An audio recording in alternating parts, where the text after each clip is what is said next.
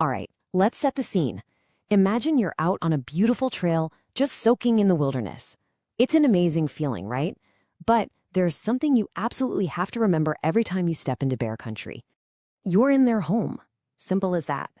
The forests, the mountains, they belong to the wildlife, including bears. And being a good guest means being respectful, being aware, and, being prepared. And that preparation goes way beyond just packing enough trail mix.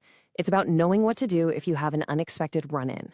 So, let's say you do everything right. You're making noise, you're hiking in a group, you're paying attention, but you still end up in a tense, close-range encounter with a bear.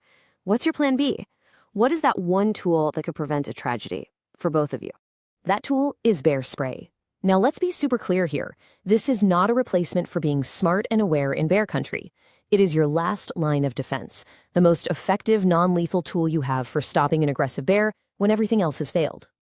And look, this isn't just some friendly advice from a fellow hiker. This is the official recommendation from the experts, the Interagency Grizzly Bear Committee. These are the folks who study this stuff for a living, and their guidance is based on tons of research and real-world data.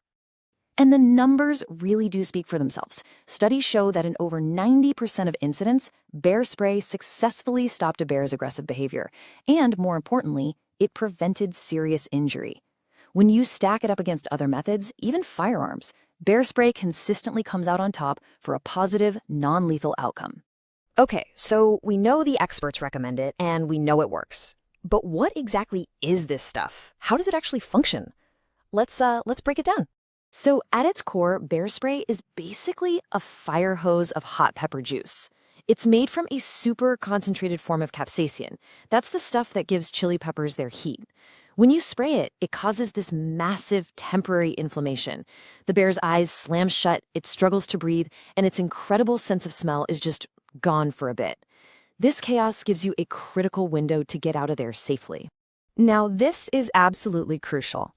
Bear spray is not the same thing as the personal pepper spray someone might carry for self-defense. Not even close. Bear spray is way more potent.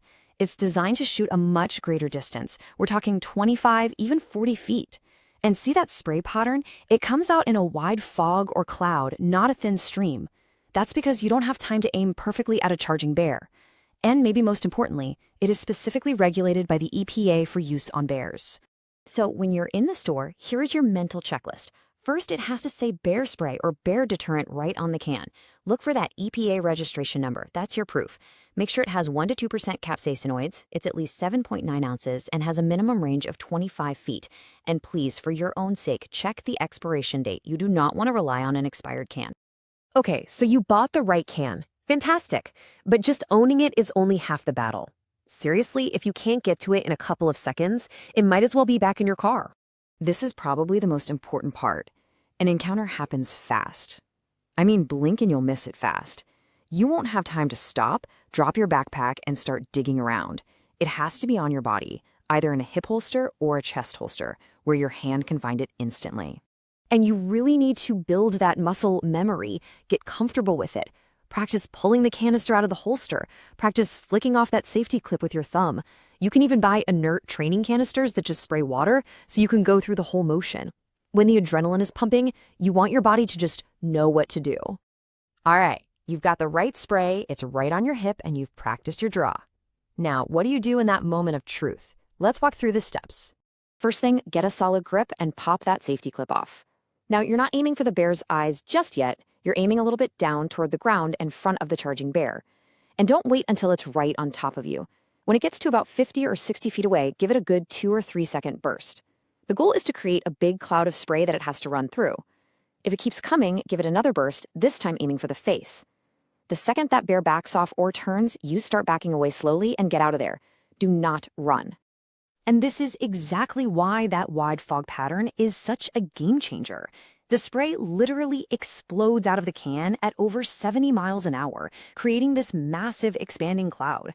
You're not trying to be a sharpshooter. You are creating a barrier, a wall of intense pepper that the bear simply cannot avoid as it moves forward. So we've covered the what to do's, but it's just as critical to cover the what not to do's. Because honestly, there are some really common and incredibly dangerous myths out there.